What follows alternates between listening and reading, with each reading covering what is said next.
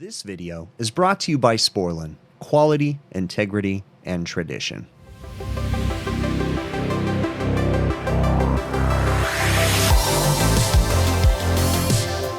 All right, customer's complaint today is that they've got ice leaking all over the boxes. This evaporator coil, the drain pan, is frozen up and overflowing. Now, it's not necessarily on the back of the coil, really. I mean, there's a little bit of ice coming out the drain pan, but it's just pouring everywhere. So what we're gonna try to do right now is just get to the bottom of what's going on. I'm gonna get the center fan guard off. I don't know if there's just something stuck in the drain or if it's frozen solid. What you can kind of do is look right here. There is heaters all around it. Question is it frozen or is it plugged up, or is there something up here in the top just plugging it up? So I'm using a MAP gas torch, which I'm not a huge fan of, but I'm using it just to melt the little bit of ice right where the drain should be, okay? Because the drain pan is so full of ice that when I try to use a water hose, it just overflows. So I'm using the MAP gas torch, but with that being said, you don't want to leave the door shut in the box when you're using a MAP gas torch because of all the products of combustion in the air. You don't want to asphyxiate yourself, essentially. So make sure you've got the door propped open, and all that I'm trying to do is get that cleared up so I can get to the actual drain to see if it's plugged up. I was tapping on it. It doesn't necessarily sound like it's frozen solid, so it could be just something as simple as something stuck in the drain pan right there. That's what I'm trying to get to. All right, this is their walk-in cooler, and I came over here because there's a clean out, and the water's backed all the way up here and it's not draining out the other side. So I'm gonna attempt to blow this out in hopes that it's just a restricted drain somewhere, but we might have a frozen drain down the line too. So we're gonna attempt this real quick. But when I pulled this off, it started leaking water. So I made sure I brought a pan in here to try to collect it. That way we make the least amount of mess. So I'm gonna pull that cap off, drain what I can, then blast it with some hot water and see if it'll flow whatever's stuck in it. So come over here, and all this stuff is coming out of this. This is the termination of the drain. This isn't ideal, but I'm looking to see if I can get anything to break free.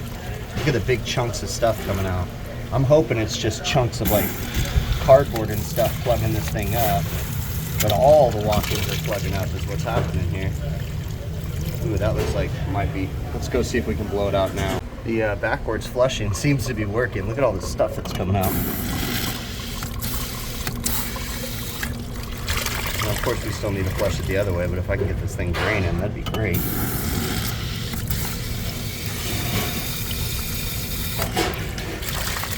Each time, some chunks of crap come out like that.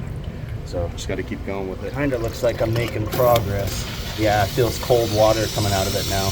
So I think that there was a big plug, and I think that we're getting it out because I'm seeing a lot of water coming out on its own now.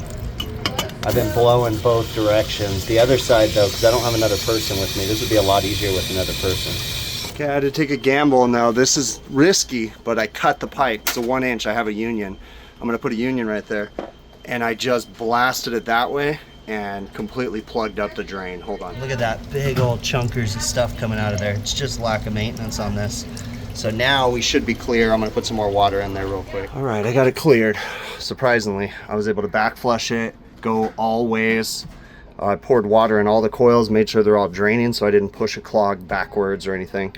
So now it's time to get rid of the rest of this ice and then test the system to see if all the heaters are working and everything. So still gonna go slow because there's ice and water everywhere and I'd rather not make too much of a mess. So just fill it up and then let it drain for a second and then just repeat. You can see it's pretty full over here, so we wanna try to get the ice path clear so that way that water can drain. Again, it's just a slow thing. Just getting the ice in here, slowly working over, you know, still trying to prevent a ton of water from going on the ground, even though it's already crazy. There's ice everywhere, but still trying my best. You can see all the stuff that came out of that drain. Nastiness. Look at the water coming out now from me defrosting the coil. Still gunk down in there too. Gross, nasty. Can't stress enough how much these wands save your butt when you need to do defrosting of coils. Normally I take the motors out, but these brackets are completely rusted, so I wouldn't be surprised if the brackets don't break. So this wand right here, which is just from Lowe's, it's from the garden section, made by Orbit. You guys can pick them up anywhere. but has that shower function. That's like so clutch for defrosting these coils. Ice is all melted, units put back together. I don't have any of this insulation for this, so they're just gonna have to deal with that. Now we're just testing the heaters. Put it in defrost, making sure all the heaters are working, so I gotta cycle through them all real quick, make sure they're all good. And I was testing the drain line heater.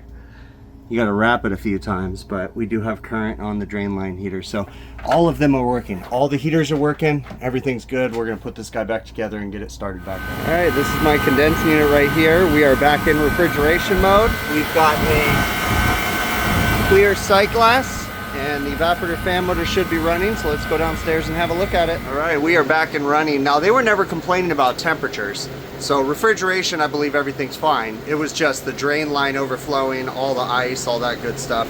And yeah, they're gonna have problems. They've got ice all down the back wall, on the boxes, but that's something they're gonna have to take care of. So that's it on this one. We'll catch you guys on the next one. That service call, I thought I was going to need another technician. And I mean, it probably would have been beneficial to have another technician, but you don't always have that when you're out in the field.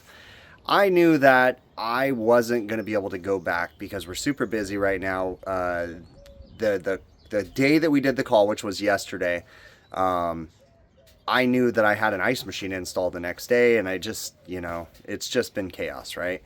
And so I did what I had to do, right?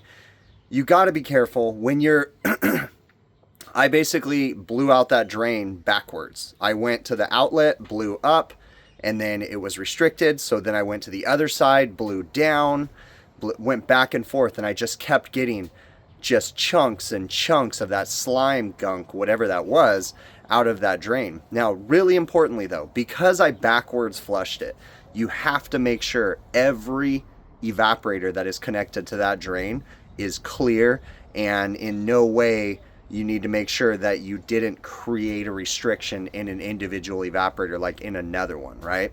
So I went to the furthest, tried to blow it out, and then it went from their produce cooler to the walk-in freezer, and then it just blew up. So I knew that the restriction was from the walk-in freezer to the chicken cooler, and that was the difficult one. So I just kept flushing it from the drain outlet, going up, hitting the restriction, and then just stuff kept coming out, and then doing it again, and then stuff kept coming out. And once I got that free, then I went back from the other side again and just blasted it and just let the water run, making sure that it wasn't backing up into each of the individual walk-ins. It wasn't. And then I went in to the individual walk-ins and made sure I put water in every one of those drain pans to make sure that they're all draining too, so that way we didn't create another problem, essentially, right? Sometimes you got to get creative. In the past, I've had situations like this where I've went and got unions and put caps on the end, and then put unions on every coil, then basically put the piece from the union that had a cap on the end, put it on there, plugged up that coil, then blast it all the way through. Like, there's all sorts of different ways that you could do it if you needed to do it by yourself. It's just you got to get a little creative, and you really got to stop and think and make sure you're not creating a bigger problem. You know what I mean? So then once I got the drains all cleared, then it was time to go through and get all the ice melted. Even though there was water and ice all over the floor already in the freezer, I didn't want to add to it. So I made sure that I was very careful to defrost it slowly, make sure everything fell out, you know, or everything went down the drain. And then after I got done with that, I ended up repairing some insulation on the suction line because it was just completely destroyed, fixed the insulation on that, and then made sure all the heaters were working, put it into defrost. I can't stress enough the attention to detail. Seems simple, just a drain, but I mean, you could create so many problems by the way that I blew out that drain going backwards, right? Backflowing through the outlet. So you gotta be sure, you gotta dig into it, and just look at the big picture. That's the biggest thing, right? Take a step back, look at the big picture. You know, I almost said, you know what, I need to call someone else. I even told the manager, I said, I might have to come back because this is going to be difficult to do with one person. But, you know, just a little ingenuity and creativity, and I was able to get it all cleared and drain cleared. Customer was super stoked and happy, and I was able to test the entire rest of the system to make sure everything was working, and it was. So all is well. I really appreciate you making it to the end of the video. Thank you so very much. If you haven't already, please consider subscribing to the YouTube channel.